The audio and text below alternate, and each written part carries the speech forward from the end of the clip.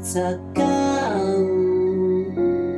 izay tao Kalvari na nadyuvanao ry Jesosy Tompoty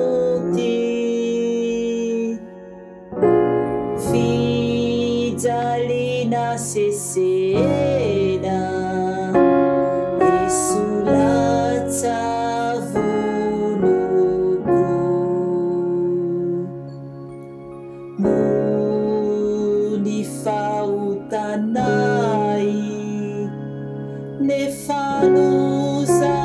kaina menatraw ry Jesus Tompo fa tsy medrika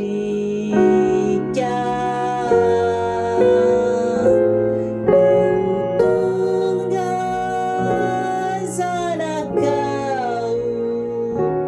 mamelay ry Jesosy nisy ireo mpianatrao dia nandahoana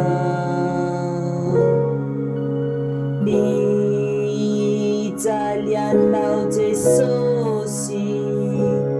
nefa zanak'irira nanetriteny anao natao nilabana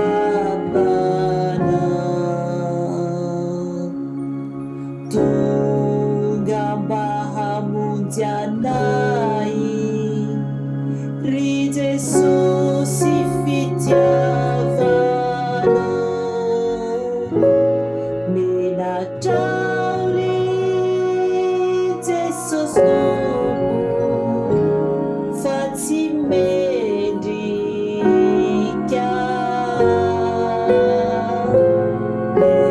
tonga zanakao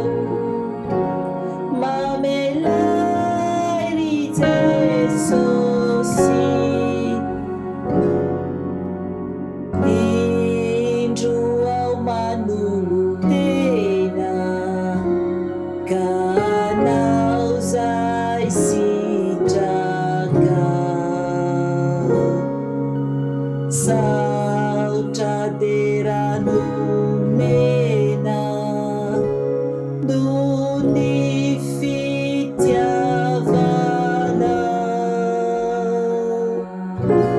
ka nasarotra ny dia tsy ho kivy sanatry ka tafio ny fanay mba ho tonga soary menatraw